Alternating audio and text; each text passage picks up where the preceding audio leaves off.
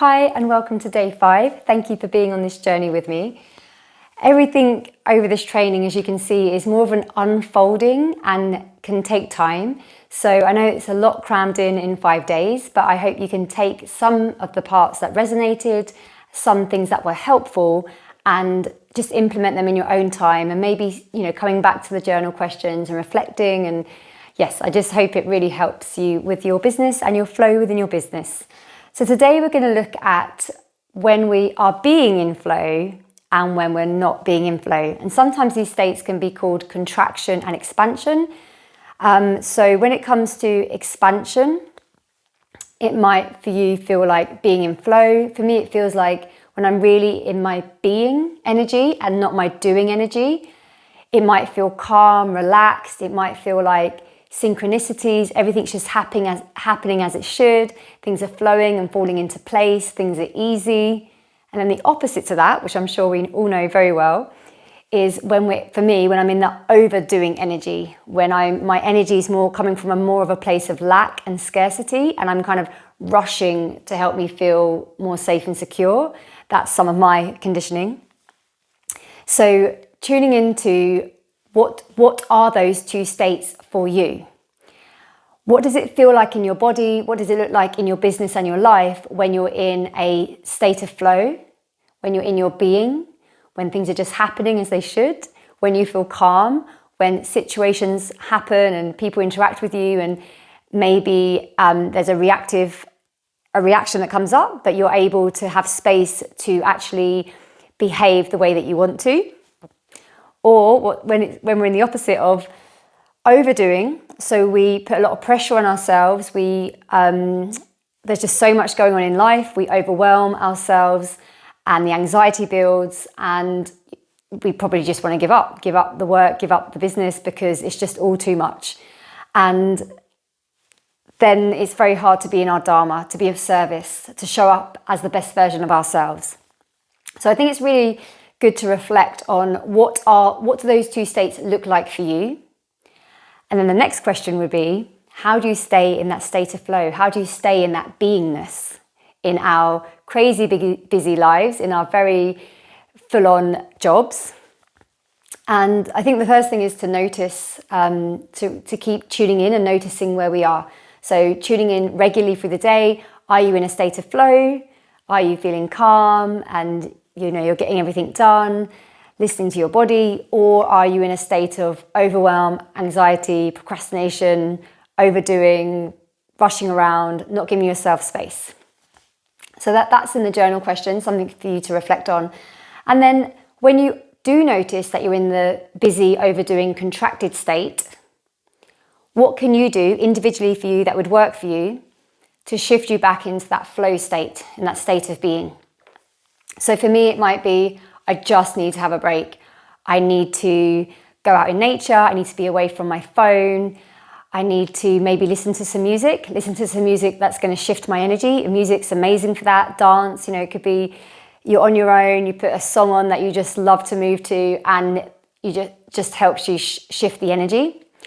And sometimes when we do get too far into that state of overwhelm, kind of wanting to crash, fatigue, overdoing, rest is so important for us yoga teachers. We're giving so much. We're creating these beautiful spaces for people to rest and be, and we need to provide our own sanctuary within. We need to provide our own sanctuary within our work schedule, within our life schedule. If we are depleted and fatigued, then we can't help others in a way that we want to, because we're running on a low battery and we're not at our full capacity.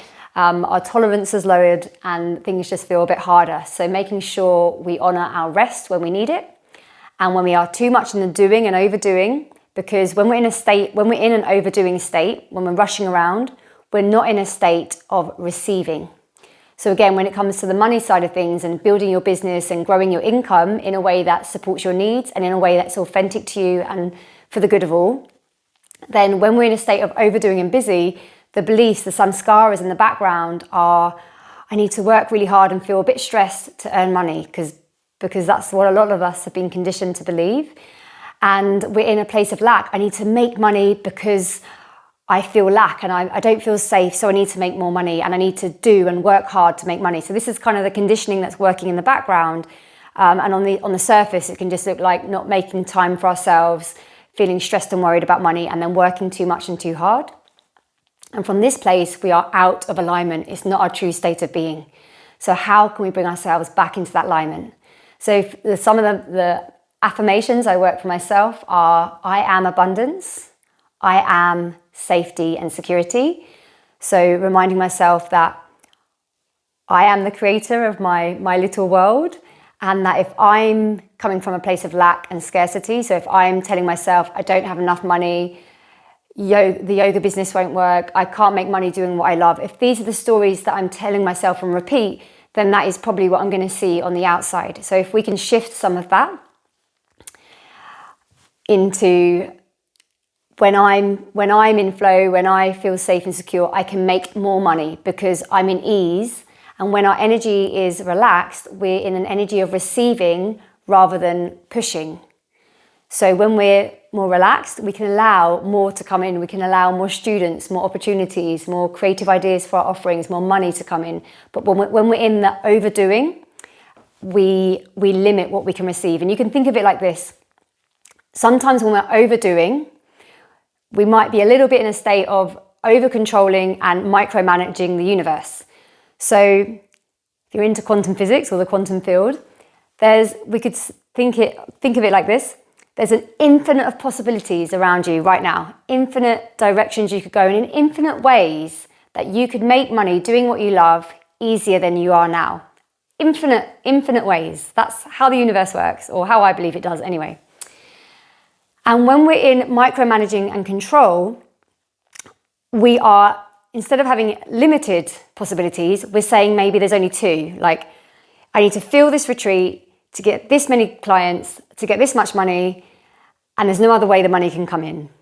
When there could be an infinite amount of other ways that your money could come in, and more money, because also we limit ourselves on how much money we believe we deserve. So the more we open ourselves up to, there's so much there, but the more we can open ourselves up to abundance mindset. So abundance is overflow. It's not running out. Money's not running out for anybody. These are beliefs that we can kind of program ourselves with. Then we stop limiting ourselves. I hope that makes sense. The more we're in our flow state, the more energy you have, the more ideas you have, work becomes easier, and the more money you will actually make because you're allowing money to come to you in ways that are good for you. When we get out, often the blockage to what we want and desire is our own limiting beliefs of what we believe is possible. So I hope that helps.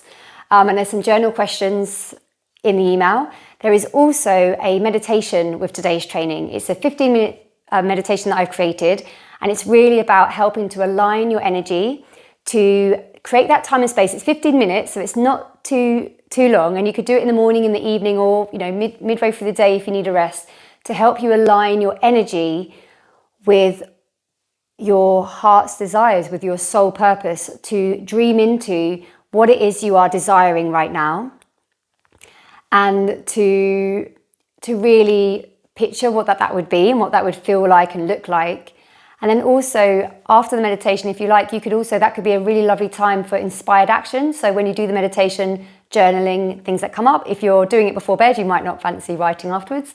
But it's just a really nice way to align your energy with your desires, your soul mission, your dharma, and to create space for you, to help you align your energy to stay in that flow, to stay in abundance. And for me, this energetical inner work is what makes the biggest shifts on the outside, not the investing in marketing, being really worried about how I show up on social media. These things are great tools when you're in alignment. When you're not in alignment, they can be a lot of wasted energy if they're done in the wrong ways that aren't in alignment to you. So it all comes down to alignment and abundance mindset, your worthiness. You are so worthy. You are an amazing yoga teacher that is wanting to put your time and energy into helping other people's lives by creating safe spaces for them and helping them move through their life stuff. And you are so worthy. You are so deserving of the money that is coming to you. Thank you so much for being on this 5-day training with me. There's some information also in this email about my Soul Aligned Yogi membership, which is a group online membership, mentoring, really helping yoga teachers in a beautiful, beautiful community. We have 2 workshops a month. There's loads of online resources. There's an 8-module program online with lots of workbooks and videos, all different parts of your business and support. And there's some more information in the email below. Thank you so much for being on this journey with me. I'd love to hear from you. Either way, any reflections, insights, any questions you have, anything that came up, it would be an honor to hear from you. Thank you so much. Namaste.